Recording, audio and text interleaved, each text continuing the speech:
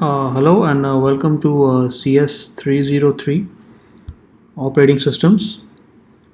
What we are going to do in today's class is we'll talk a bit about what this course is all about, what are the goals and objectives, what you can hope to learn from this course, what are the grading policies, and other such information, introductory information about this course. Okay, so right now I'm on the first slide titled CS303 operating systems. So this is chapter 0, lecture 1, week 1, August 17 to 22nd, 2020. Okay. And given below is my name and my room number and contact information. So my name is Nitin Aulak and my office is in the computer science building, S. Ramanujan block. Room number is 114 and this is my email ID and web address. Okay, so now I am on slide number 2 and the title of this slide is Welcome to the course. Okay. So as I said, I'm from the CS department. I've been here at this place since 2010. So I was one of the initial faculties to join both the department and the institute. So I've been around for about 10 years over here. Prior to that, I was in the US for a little bit over a decade. So first as a PhD student at the University of Cincinnati, and my PhD work was in the area of operating system scheduling. So one of the chapters that we will talk about, I think it's chapter number 5. The whole chapter is dedicated to scheduling. So later on, I was there as a faculty member at Quincy University, which is a small private liberal arts college. So there my role was primarily a teaching one, and I taught computer programming, data structures and databases. Okay. Right now I am on slide number 3, which is titled Our Research. So now I'll spend a couple of slides talking about the kind of research that we do and how it is tied to operating systems. Okay. So as it says, our group does research in the following topic: scheduling in distributed systems and fog or edge networks. So as I've mentioned, we will be talking about scheduling in chapter 5. So where we'll find out more about it. So simply put, what is the research problem? So given a bunch of user programs and CPU resources, coming up with algorithms for scheduling the programs on the CPUs. So I assume all of you have taken computer organization and architecture. So there you know that you have your CPU which is on your computer, on your machine. So typically these days machines have not one but multiple CPUs for parallel processing. So each CPU is capable of executing instructions which also involve a manipulation of data. So you can have like a load or store doing some arithmetic, so on and so forth. So the idea over here is, given these set of programs and these CPU resources, how will you schedule the programs on the CPUs? Which means how do you decide which program goes to which CPU and for how long does the program run? When does a program start running? When does it stop running? Do you give all the CPU resources to a program at once, or do you do it in certain time durations called bursts? So then these kind of issues arise. So of course you have to your scheduling algorithm has to meet different kinds of performance criteria. So one of them could be throughput, so like number of jobs finished per unit time, it's a measure of progress. Fairness, trying to ensure that one or a set of programs does not obtain control on the CPU. at the cost of other programs.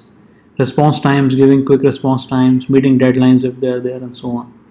Okay, so whatever algorithm we propose, it has to meet certain criteria. So perhaps high throughput, good degree of fairness, low response times, meeting deadlines, and so on. Okay. So one trend we are seeing now is with a reduction in cost of hardware. We are seeing these multiple CPUs and even in mobile phones.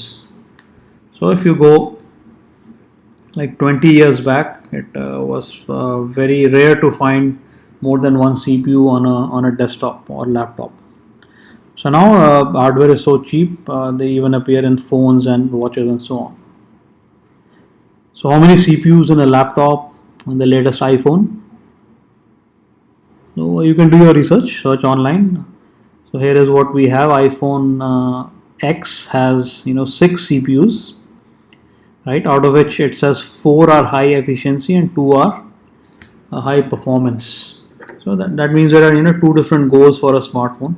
One is it should be efficient. It should execute the programs as efficiently, as quickly as possible. Right. At the same time, it should also conserve battery life. So a bunch of goals are there. Good performance, executing programs as fast as possible. But normally that means that your CPU is overclocking, right? So which means it's doing more work, which means it is heating up more, which means that it is using more battery power as well. So you can see there's a trade-off between performance and efficiency. So other for OnePlus 6, 8 CPUs, laptops 4, 8, 16 CPUs. So in general, the idea is that these multiple CPUs will lead to better performance. Because if you have a single CPU at any point of time, you can run only one program, right? It'll take some amount of time to run. If you have multiple CPUs, then at any particular point of time, many programs can run. So you can make more progress, and your performance improves. So later on in the course, we'll see how exactly the parallel programming works. But general idea is, at a given point of time, you can support multiple programs. So overall, you can make more progress. Okay, so now I am on slide number 4. So it says our research continued. Okay. So of course we know from CS211 Computer Architecture Organization that each program has a set of instructions, and then each of them need to run on the CPU, right? So multiple programs, multiple instructions. So with multiple CPUs, we can improve the program efficiency. So as we said, at a particular point in time, multiple programs can run in parallel. More work done per unit time. Okay, so at least from the theoretical perspective. So of course we will soon realize that when you have this parallel processing, let's say 4 CPUs running 4 programs at the same time, right? So there can be many bottlenecks.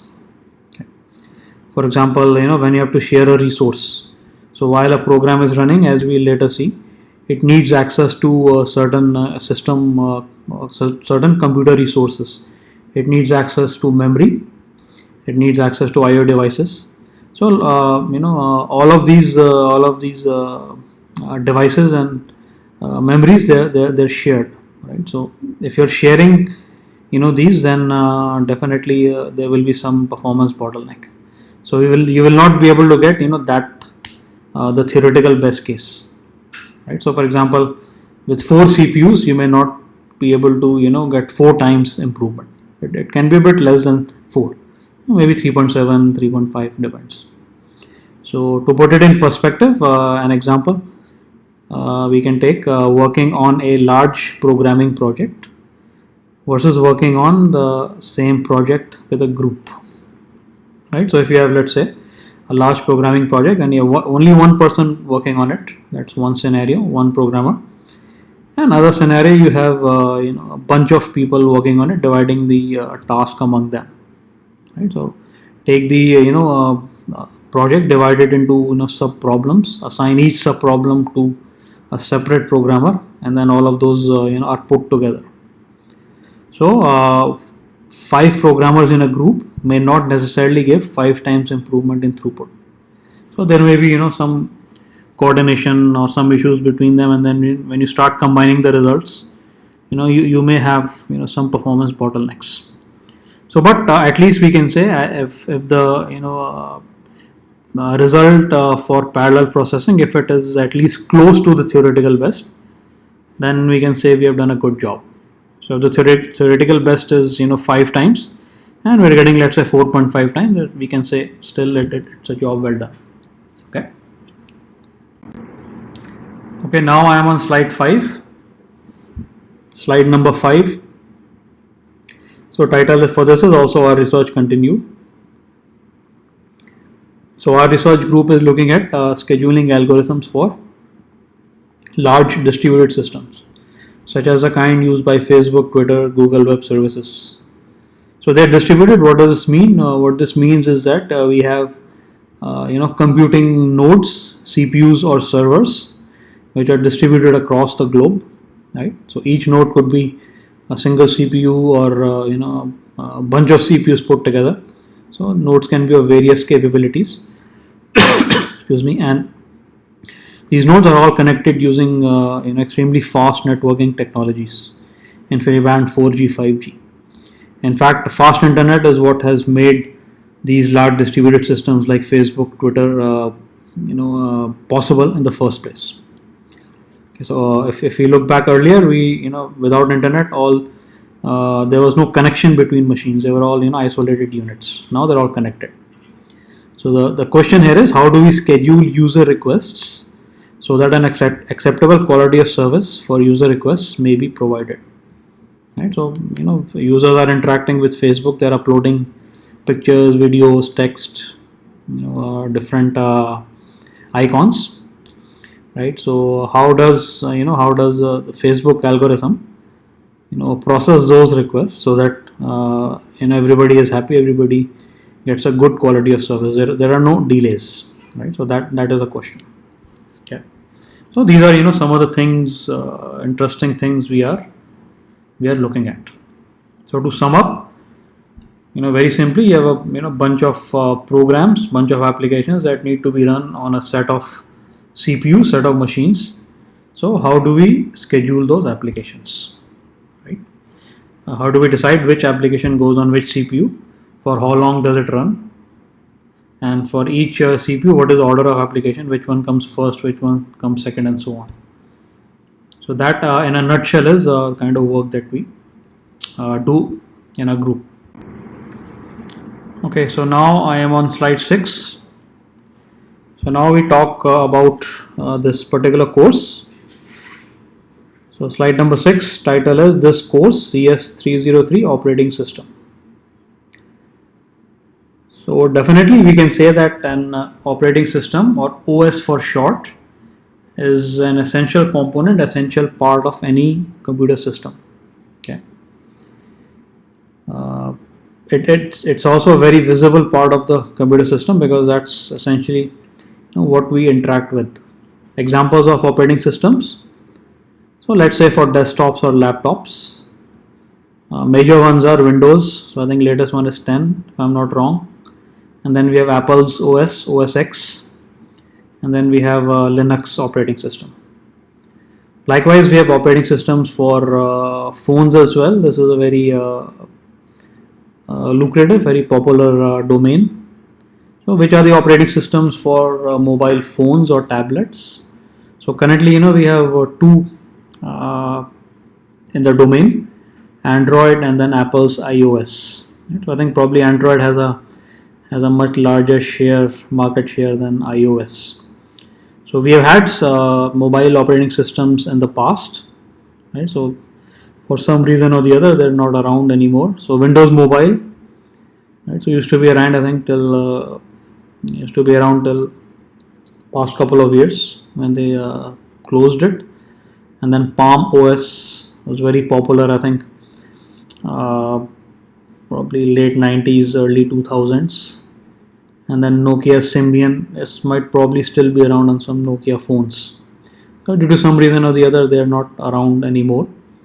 Probably could not do well, could not have enough people buying phones with these particular operating systems.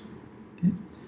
So now we know what operating systems are. So we can pause and think about what actually do they do. So what does Windows do, right? What does Linux do? What does Android do? What does iOS do? So definitely we can think about this, and we can come to the conclusion that it lets us interact with our machine. So whether we have a mobile phone or whether we have a laptop or any other device, it has it's a machine with some hardware, and we have a set of programs, applications that need to be run on that hardware. So how do we interact with the machine's hardware? It's the OS which lets us do that. Okay, so it lets us interact with the machine hardware. So in hardware we can have CPU, memory, and so on. We'll soon see. And an OS provides us with an environment in which we can run our programs. Right. So if we are on a desktop, we double click the browser, it opens up, it starts running, and then we can type in a website. We can visit a website, and then we can open another application like Microsoft Word that also starts running. So it lets us interact with the machine hardware like CPU and memory, and it provides us with an environment in which we can execute our programs. So two major things that an operating system does. So now I am on slide number 7, titled Operating Systems OS. So this course is a core component of any computer science curriculum, and in general the course has enough material for 2 courses. So generally one is at the undergraduate level, basic operating system, the other is at the master's or PhD level, advanced operating system. So mostly, of course, and this course we're looking at the first part, the introduction, the UG level course. Okay. So you will see that an operating system is very detailed and very sophisticated, and it can contain up to millions of lines of code. So just try to imagine that. Generally in our projects we work on some programs, we work on some software, and generally we say that how long that software is, how many lines does it have. So it may have simple one may have 2-3 lines, and maybe 20, 30, 50, 60, depending on what kind of problem we're solving. And generally if there's 100 or 200 lines, it's a very large program. So an operating system is on a different level altogether. Millions of lines of code. So huge piece of code. Okay, that's what an operating system is. And in the next slide we'll look at some applications and how long they are in terms of lines of code. So now I am on slide number 8. Slide 8, software size in terms of millions of lines of code. So source is LinkedIn for this, and as you can see on the x-axis, how many millions of lines of code we have, and on the y-axis we got different pieces of software or different applications. So as you can see at the bottom we see code for a space shuttle, F-22, so all the computerized systems on a fighter jet, on a telescope, Mars rover, which will analyze. Linux kernel, right? So Linux kernel is what, say around maybe 5 million lines of code. And coming to web browsers, Google Chrome, again maybe 5.5 million lines of code. Android, we recognize that, perhaps let's say 12 million lines of code. Right? Windows Vista, much larger, 50 million lines of code. Facebook, maybe 62 or something, 63 million lines of code. Modern high-end car, smart car, 100 million lines of code. right? So as we can see, as far as operating systems are concerned, something like Android has about 12-13 million lines of code, while Vista has 50 million lines of code. So one observation we can make is the Android size is much smaller than Vista, right? So Android is for a mobile and Vista is for a full desktop. So they differ in their functionality. Interestingly, Linux, although it's also for a desktop, but it's much smaller than Windows. So that we'll talk about that later. But in general, this slide will give you a sense of what size we are talking about when we talk about operating system. So imagine a 60 million lines of code software, right? So huge. Okay, so now I'm on slide 9. So the title of the slide is why study operating systems, right? So what kind of skills can you get once you study this course? Why is this course important, right? So definitely some of the plus points here. This will be very useful if you while you're working, if you look into design of systems and building OS or their components. So some of you will actually be designing and building operating systems or their components. So generally, as we have seen, an operating system is a huge piece of code. So generally an engineer will work on not the whole thing, but probably one of its parts, right? So for example, working at Microsoft and Apple, so they are primarily operating system companies, right? So this will definitely be helpful there. Many of you will build applications that utilize the core concepts of operating systems. So if you're working at Facebook or Twitter, so a lot of techniques, a lot of algorithms, a lot of concepts that you learn in this course will be directly applicable, to the work that you do in these companies. So, for example, to design a more efficient way to upload photos from Facebook. So, photos will generally be stored in some kind of disk, right, from where they have to be retrieved. So, more efficient way to upload photos means you need good knowledge of disk input output, disk IO. So many of you may design hardware, working at Intel, let's say, designing a chip at Intel. So there you will need a knowledge of programs and devices and how they interact with the hardware. So if you look at the hardware, whatever hardware you have, the lowest layer of the software that interacts with that hardware is the operating system. So if you know how operating systems work, and specifically how they directly interact with the hardware to run user programs, then of course it will help you a lot to design good quality hardware. So as you can see, a lot of top companies in the computer science area will definitely require operating system domain knowledge. Okay, now I am on slide number 10. So slide 10, textbook. So the main textbook of this course will be Operating System Concepts by Abraham Silberschatz, Peter B. Galvin, and Greg Gagne. Okay. So the 9th edition of the book will be sufficient. So the publisher is Wiley India, and this is easily available on Amazon and other sites. So although there's a 10th edition of this book also out there, but officially that book is not available for the Indian audience. So what we will do is any parts from the 10th edition, we will supply the material directly to you. So which means even if you have the 9th edition, it's still good enough. Okay, so Operating System Concepts by Silberschatz, Galvin and Gagne, 9th edition, Wiley India. Okay.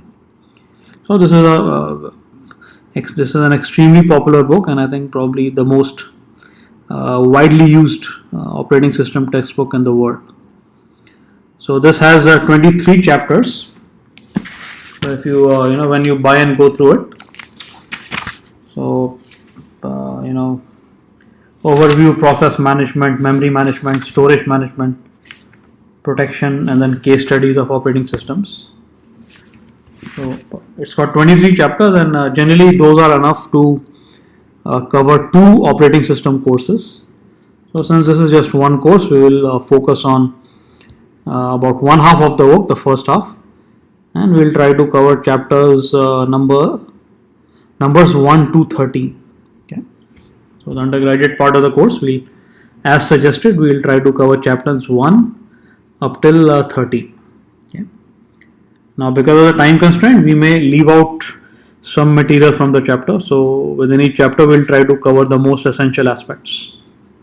So just to make sure that everything fits into the lecture times assigned to us. Okay. Now I am on slide number 11. Okay. So slide number 11, which is titled prerequisites. Okay. So prerequisites. So which means that what kind of background or knowledge do we assume that all of you already have before the beginning of this operating systems course. Okay. So a couple of our own courses, computer architecture. So sorry if I got the number wrong. So computer architecture and organization is definitely required. The reason for that is an operating system talks directly to the hardware. So as we mentioned, it's the lowest layer of software which directly interacts with the hardware. So we'll learn more in chapter number 1. So it has direct interactions with the hardware. Okay. So therefore, a knowledge of hardware structure, components, and their interaction is essential in understanding operating systems. So what is CPU? What is memory? What is disk? How does a CPU and memory interact with each other to execute program instructions, so things like that. So those will be directly used. So because then OS talks directly to the hardware, so we'll be using these hardware terms a lot throughout this book. Another one, CS201, data structures. Why? So if we look at an operating system, it's, as we've seen, it's a large piece of code, extremely large piece of code, we should say. And our data structures such as linked lists are commonly used in implementing operating system code, right? So for example, how do you implement a set of programs that are ready to run on the CPU? So each program could be represented as, let's say, in a queue data structure, right? So which means that whichever program is at the head of the queue, you give the CPU to that, and whichever program is at the tail of the queue, that gets the CPU at the last. And of course, as we've seen, queues can also be implemented as linked lists. So because there's a lot of programming involved, and OS itself is a large program, so there is an extremely liberal use of data structures, and especially data structures with the C programming language. So something like pointers are going to be used, very, very heavily. Okay. So how is the process of program implemented in code using its own data structure? Things like that.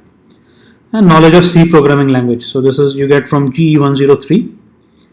So this is important because operating system code has primarily been implemented in C. Okay, so if you know C, then you can easily comprehend operating system code. Okay, so C, as we know, has been covered in, as we just said, in the Intro to Programming course GE 103 in the first year. So therefore, GE 103, data structures and computer architecture. So if you have good working knowledge of these three, then picking up operating systems will not be hard at all. Okay. So these are the knowledge that we assume that you have. Okay. Now I am on slide number 12, slide 12, OS book. So this talks a bit about the textbook. So the book covers the operating system concept using easy to understand descriptions. Important operating system research results are covered at a basic level. So as you will see, whichever concept that we cover, whichever algorithm, whichever procedure that we cover is probably a result of a lot of research carried out in this area. So what the book will do is try to present that research in an easy to understand manner, right?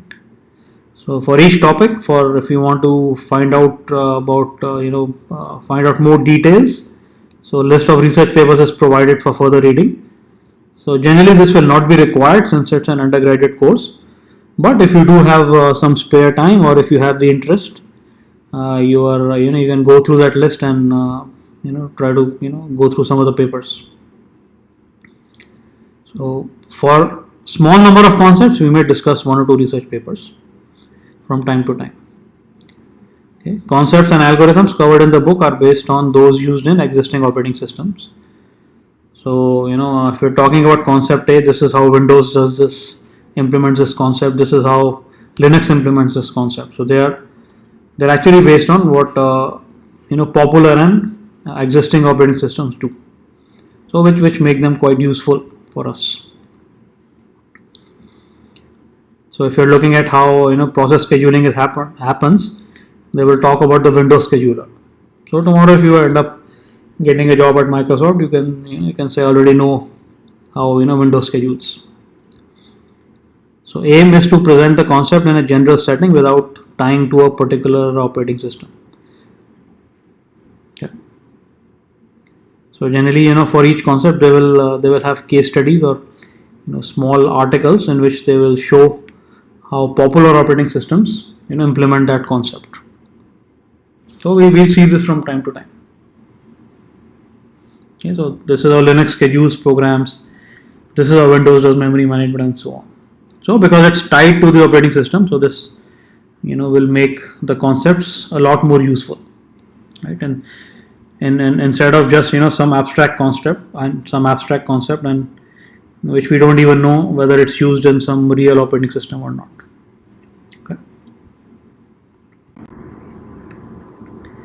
Okay, so now I am on slide number 13, and now what we are going to do is we are going to be going through the syllabus. So the syllabus has already been shared with you. So while we are discussing it, please open that as well. Okay, so the main things which we'll talk about is the goals for the course, what is the content, what they can hope to learn, grading scheme, and other course policies. So let's start by discussing the syllabus. So right, CS303 operating systems syllabus semester 1. So as you know that till further orders, this semester will be held in online mode, which means that everything will be held electronically. So typically lectures will be shared with you in electronic versions, and you're supposed to go through the lectures, and then in case of questions we will have opportunities to discuss them, and then from time to time you'll be getting homeworks and labs all electronically, which you will need to do. So till further orders, the course will be in online. If the health situation changes and you all come back to campus, and of course we'll continue with the face-to-face interaction. So now starting with the lecture frequency, roughly 4 lectures will be uploaded every week. So as you know, typically we have 3 lectures per week in a regular semester, one which spans 4 months. But since this semester is, I think, a little less than 3 months, so it will be more concentrated, and therefore instead of 3 lectures, you will be assigned 4 lectures roughly per week. Okay, so in a week or two the number may go down. Maybe a couple of weeks you have 3, but we'll ensure that you don't have more than 4. So the idea is that by November 9th, we will finish uploading all lectures. So whatever the number is, I think 41 or 42. Right. So semester duration August 17 to November 9th. So you can see it's a bit less than 3 months. Right. So roughly 4 lectures per week. So I'll be the instructor. I already gave my introduction. My email address, website address is given. And for the material that we discuss and for any other questions, you are encouraged to send email or ask questions on the various platforms. So I'll try to have a course page both on Moodle as well as on Google Classroom. Okay. So there will be opportunities to ask questions and have discussions. And besides Google Classroom and Moodle, you can always send me an email. So we'll have some teaching assistants soon, let you know. And the primary job of the teaching assistants will be to grade your homeworks and labs. Okay. So course web page shall be maintained on Moodle. In addition, Google Classroom as well. So address enrollment key will be shared with you. Using that, you can enroll in the course. So since this is an online course, so the importance of Moodle will be even more, right? So the Moodle page will be used for uploading audio or video lectures, course announcements, reading material, lecture slides, assignment and lab submission, and so on. Okay. All assignments and labs only to be submitted electronically. Totally your responsibility to check the course page on a regular basis. So we recommend that you check it every day. Okay. So as I said, besides Moodle, I'll also have a course page on Google Classroom as well. Okay. Online lectures. So lectures shall be delivered online, as we know, and due to the short time duration of the semester, roughly 4 lectures shall be delivered weekly. So lectures shall be shared via different platforms, via Moodle, via Google Classroom, and also via YouTube. So you can either download the lecture or you can stream it. So we do recognize that students have different speeds of internet connections. So therefore, we'll make all efforts to share lectures in several formats. So one format is video lecture, of course. And another format will be separate file for audio and a separate file for slides. So what you do is you open up the slides on one side, and then on the other side you listen to the audio lecture in the background. So generally, the audio files are much smaller in size as compared to the video files. Okay. In addition, what we'll do is we'll compress all the shared lectures as much as possible in order to keep the file size to a minimum. So for one lecture, we're anticipating that the compressed size of the video lecture would be roughly of the order of 100-120 MB. No, it is not bad. Okay. So there will be a class email list, and that will be used to share different kinds of information and to be in touch. So if you're not receiving emails from me, then probably means you're not on the list, and you can send me an email and I'll ask the IT people to add you to the list. Textbook, we already talked about. Operating system concepts by Abraham Silberschatz, Peter B. Galvin, and Greg Gagne. 9th edition, ISBN number is given, Wiley, India. Yeah. So try to get this hard copy or electronic copy. Reference book will be Modern Operating Systems by Andrew S. Tannenbaum and Herbert Boss, 4th edition, Pearson, India. So not necessary to buy the reference book. Of course, if you want, you can. Will definitely enhance your knowledge, but not required. The required one is a textbook. Course prerequisites: CS201 data structure, CS204 computer architecture, and then intro to programming, which we discussed. Next, course objectives. So each course has a set of objectives. What are those objectives for this particular course? So after completing this course, the student will have an understanding of the various concepts and principles that govern operating system design. The student will understand the basic building blocks of an operating system and how these blocks interact with each other to run user applications. So, as we discussed, the operating system is a very large piece of code. So, therefore, it can be divided into certain blocks, certain layers, you can call them, and we'll separately learn about each of those blocks, each of those layers. And what's also interesting is that in order to execute applications, all of those layers come together and interact. So we'll see what those interactions are, how they occur. Okay, and of course different concepts and principles that govern the design of an operating system. So if I want to design an OS from scratch, what are the different things that I need to know? Okay, so that is put very simply are the course objectives.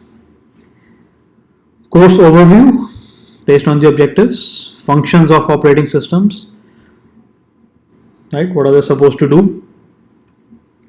Layered architecture, each block, each layer. Interrupt architecture. Interrupts are a very important OS concept. System calls, notions of processes and threads. Each program is called a process. Synchronization, when communicating processes need to interact with each other.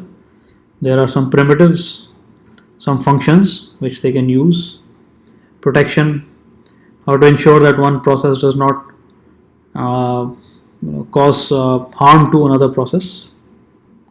Scheduling, memory management, including virtual memory and paging techniques. So each process needs some memory. So how do we allocate that? Different algorithms. Input-output architecture and device management. So a lot of I/O devices, your keyboard, your mouse, your printer, your phone, right? So how does an OS handle these I/O devices? How are they managed, right? So once you plug in an external hard drive, how will the OS see it? How will that hard drive be connected to the file system of the OS, and so that you can use that hard drive. So it will show up in your list of drives, and then you can copy paste and do different kind of things. So how do we enable all of that? Distributed systems, so like Facebook, Twitter, if time permits. So we'll try our best to at least talk about them a little bit. Case studies of popular operating systems. So we have mentioned that for most of the concepts, they do talk about how those concepts are handled in major operating systems. Typically, they will talk about Windows and Linux. So at least that much we'll do, and then if time permits, we'll try to do more detailed case studies of popular operating systems. So based on this tentative list of chapters from the textbook, so we may not always follow the same order. Okay. Introduction, system structures, process concept, multi-threaded programs, scheduling, synchronization, deadlocks. Okay. Section on memory management, virtual memory, file systems, secondary storage like disk, I/O devices, real-time systems, multimedia systems. Right. So on one hand, here we have a general purpose operating system like Windows or Linux. On the other hand, we have a real-time operating system which is a bit more specialized. So what are the differences between them? So we'll be covering all these chapters from the textbook. Okay. Note that it is your responsibility to go over and understand all the course policies which are described next.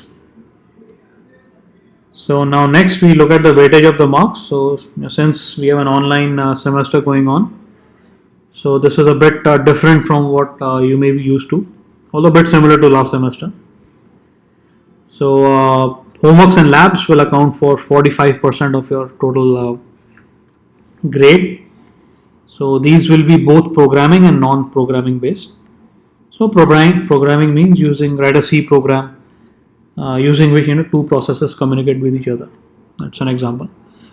Non-programming they could be theory based, so where it could be numericals or maybe some design problems. Explain how Windows does process scheduling, right? So some of these homeworks and labs may involve making changes to the operating system or adding functionality to an existing OS. So again, programs can be of varying size. They can be large and small. So based on that, they will have small or large, credit. Online quiz, which is mandatory. So this will be in lieu of the mid-semester examination. So this online quiz will account for 15% of your grade. So you probably would have had this online quiz last semester as well. And so we'll try to have it bit in the middle of the semester. So tentatively we'll fix it at October 1, 2020, and then if it has to be changed, we'll discuss and change it, giving you enough time to prepare. So and final exam for 40%. So as of now, the thought process is that the final exam will be held on campus. So when anytime after the course ends, anytime after November 10th. So of course this depends on the current health situation, right? So more details shall be conveyed to you by the academic section in due course. So note that all of this is tentative, subject to how the situation changes on the ground. But as of the information we have today, the whole semester will be online, and you will be back for the final exam. So homeworks and labs all online, 45%. One quiz online, 15%, and then a final exam on campus for 40%. So they all add up to 100%. Okay, so student responsibilities: downloading and listening to lectures. So it would be a good idea to download them on a regular basis and then go through them. If you skip too many at a time, it might have a hard time in the future lectures, because initial lectures, they provide the building blocks for the future ones. So based on the lectures, reading the textbook, because obviously due to the time constraint, we can't cover each and everything in the lecture. So you should read that material, explore it more in the textbook, and then possibly reference book and also online. Okay. So again, it is advisable to be regular in this activity. Completing and submitting homeworks and labs on time. So again, you have to start early. If you start one day before, especially in the programming labs, might be a problem. Sitting in quizzes, exams, of course. So some course policies are there. So some are particular to this course. Other policies are what we have for the institute. So for the institute policies, you can go through the undergraduate handbook of information available at this website, itrpr.ac.in/academic/UG section. Okay. So for the course policies, late homework and lab. So each homework and lab will have a deadline, and you'll have sufficient time to complete it, provided you start on time. So you can submit late work, but there will be some penalty associated. So each day that you submit some assignment late, we will be deducting 10% of the grade. So if you submit 10 days late, you get 0. Okay. So having said that, we do understand sometimes you may need a relaxation of the deadline. Perhaps you're not feeling well, or there's any other emergency. So in those cases, you can give a request to us, official request on an email, and you should give it before the assignment is first due, before the due date, and explaining the reason, and then giving us any evidence. So if you're not feeling well, then attach soft copy of the doctor's note. So again, so those we will handle on a case by case basis, and we'll give extra time. Okay. Academic honesty policy: you should always do your own work. Avoid copying from others.